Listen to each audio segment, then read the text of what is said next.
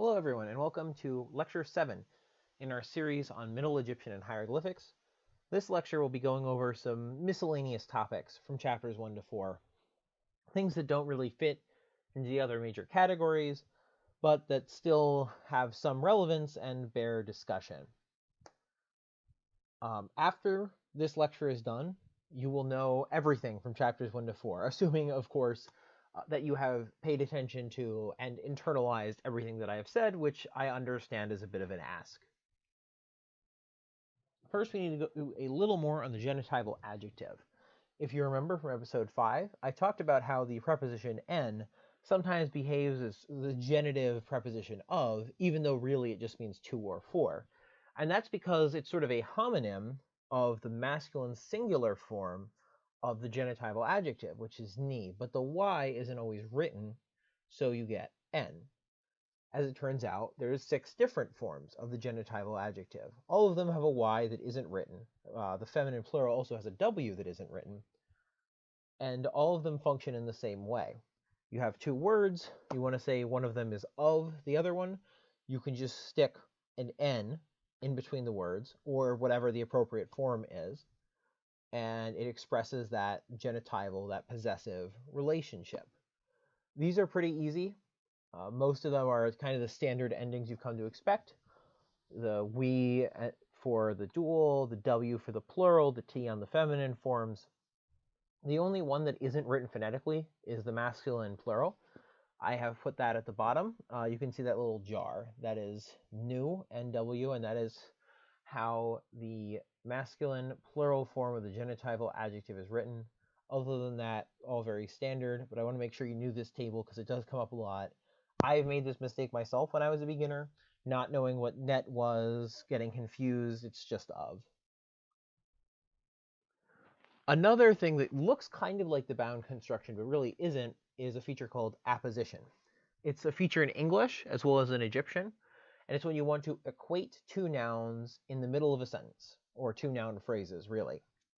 So you could say, for example, my mother, comma, the teacher, comma, and then continue the sentence from there. You just put them next to each other and put commas in between. In Egyptian, there are no commas, no punctuation at all, in fact, but otherwise it's the same. You just take your 2 nouns and put them right next to each other. So for example, if you wanted to start a sentence off, or not really start, but have as the subject a noun phrase that was Amun, the great god, you would have Imen Necher A'a, just Amun, the god, great, because remember, adjectives follow nouns in Egyptian rather than preceding them. We also have to briefly note the dual forms of suffix pronouns. Nothing big here. They just take on a y ending when there's a dual noun that they're modifying. Duals don't come up a lot, and they basically all end in y, because that's just how the dual ending works in Egyptian. So it won't be too weird.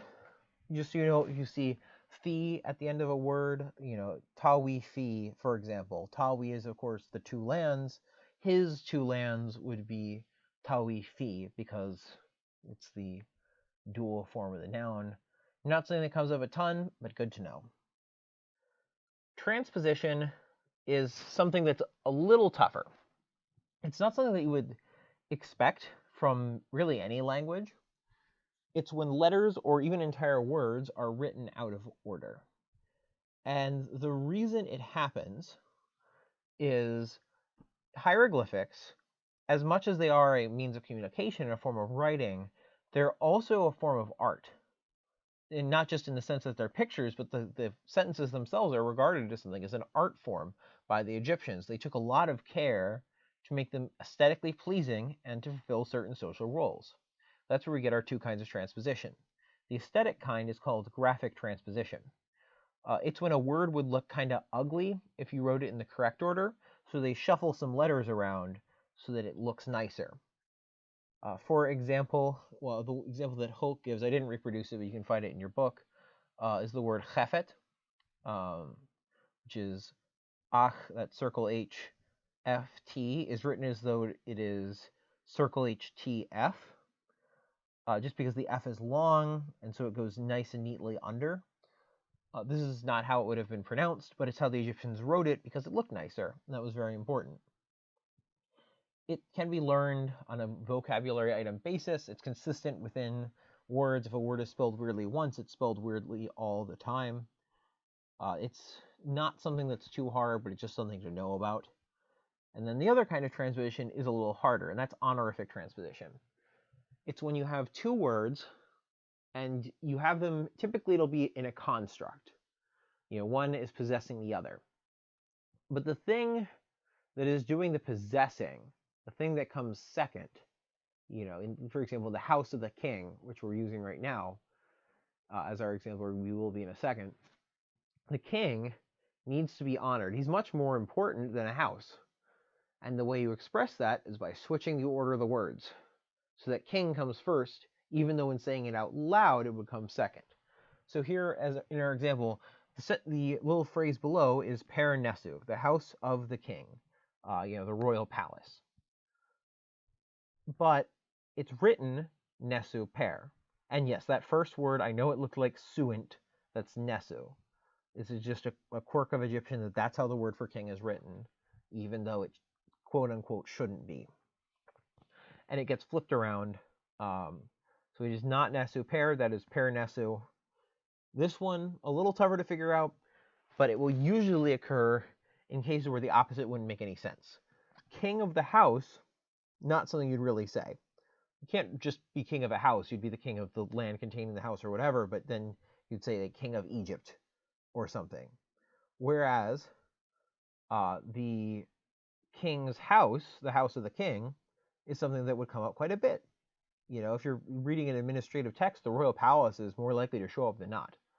So just use reasoning, work your way through it. You will be able to figure these out. Now we have a few points to go over regarding adjectives. First of all, we've got the exclamatory particle. Not really a full particle, kind of a suffix as much as a particle. You just stick wy, pronounced we, at the end of an adjective, and it becomes how.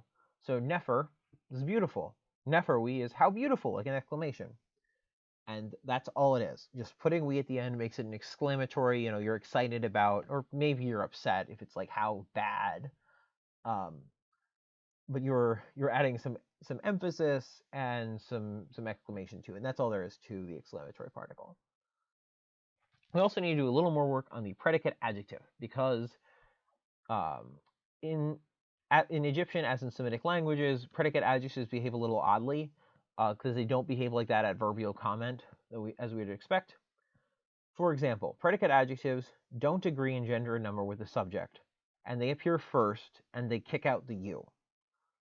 So you wouldn't say like you never saw the man is beautiful. That's not how you would say that. You would just say, or no, it wouldn't be you never saw. It wouldn't be you saw nefer. It would be nefer saw. You saw nefer, by the way, would be the beautiful man, and that's the start of a sentence. You'd want to keep going from there. You're also only allowed one per sentence. No compound predicate adjectives. You just have an adjective, a noun, which is being equated with it because it's a predicate adjective, and then you can have your adverbial comment at the end.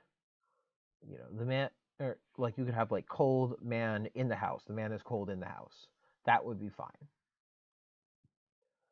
A particular form of the predicate adjective operates in the same way that a sentence with the dummy pronoun would operate in English. It is whatever. And the way this works, you have a predicate adjective, and then you have a dative.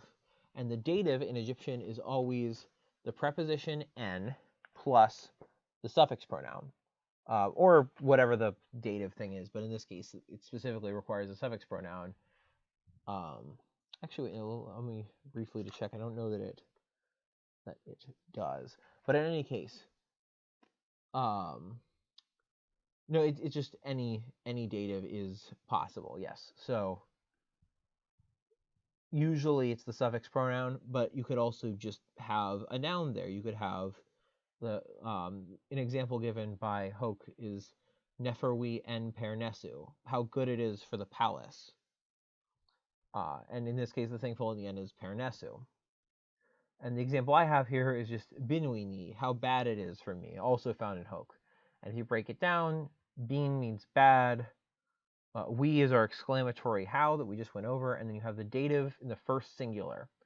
So how bad for me, and then but because of that form, we know that this is the impersonal predicate adjective. So how bad it is for me.